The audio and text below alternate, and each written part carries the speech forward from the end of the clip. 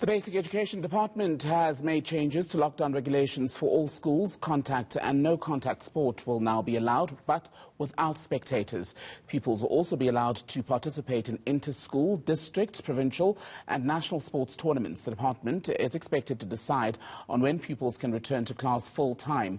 Matakanye Matakanya is the General Secretary of the National Association of School Governing Bodies, joining us by Skype as always tonight. Mr. Matakanya, very good evening to you. Thank you as always for speaking to us. So, is the return of all sport a long overdue announcement? Good evening, Thembekile and all your listeners. I wouldn't say it's overdue due to the fact that this pandemic is unpredictable.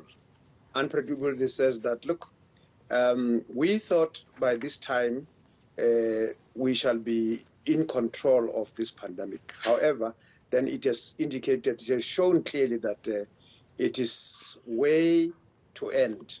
Now it is time that we see how do we live with the pandemic. And it is in that light that we feel our children, particularly the lower ones, must go back to school and attend more or less every day in the sense that now this alternative then does not work for our children.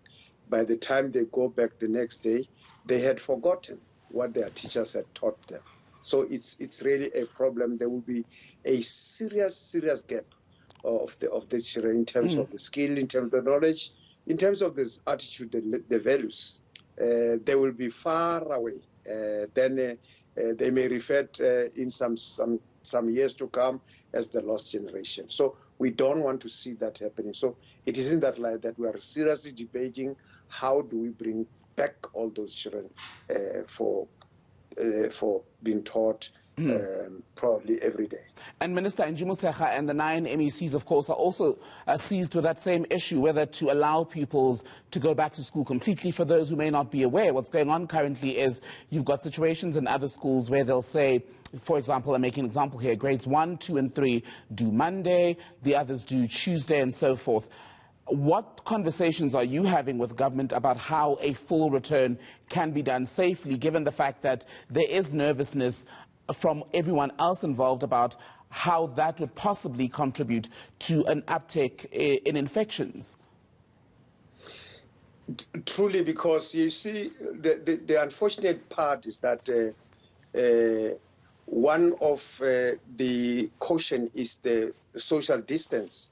And social distance is the fact that now you know that how full our schools, they are oversubscribed, our schools. And one area that we are seriously discussing is the question of the social distancing. Then how do we do it in the for instance, when children, if we are saying then these children should go back to school because we don't want them to infect one another, or if they don't infect one another, as scientists are saying, they are less infected, then they must not infect teachers.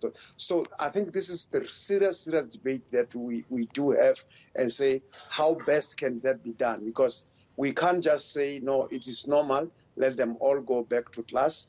We don't care about the social distancing and all, because they are less infected, and how about teachers now infected and all those. So these are the serious discussions, because we try to mitigate against the lost time, against and as I said earlier, particularly this children that then in terms of what education is, it will be meaningless if then we continue, they continue attending school as they do now. And Mr. Matakanya, sadly, a lot of this could have been avoided if the age-old problem of school infrastructure, having enough classrooms at schools where, especially in townships and rural areas, you're not sitting with a situation where, if we say, for example, let all grade 11s return, you're not sitting with 60 children in a single classroom. You also have an issue where you wonder, if we say, let them all come back but split them into smaller groups, does the system have enough teachers to do that, especially at public school level? Well, you see, the serious problem is the health precautions. The health precaution is that we continuously have to wash our hands and put on the mask and social distancing. So in terms of the infrastructure, there are no enough classes.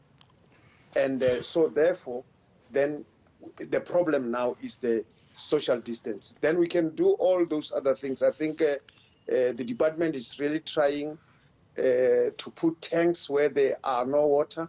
Question of the mask, question of sanitization and all those things. But social distance, as you are saying, needs more classes in schools. So we don't have those. So I think what is really discussed, what do we do if we to say all these children must go back to schools? Then what do we do in terms of lesser classes? Because there will be no social distance for those classes if then we take them back. There will be. So it means that now we can't risk our children. And how do we insulate them? If we don't, we do not have enough classes, then how do we observe social distance? How do we do? I think that's the very serious issue that is being debated now. All right, Matakanye, with the National Association of School Governing Bodies speaking to us from Mankweng in Limpopo. Thank you very much. Thank you, sir.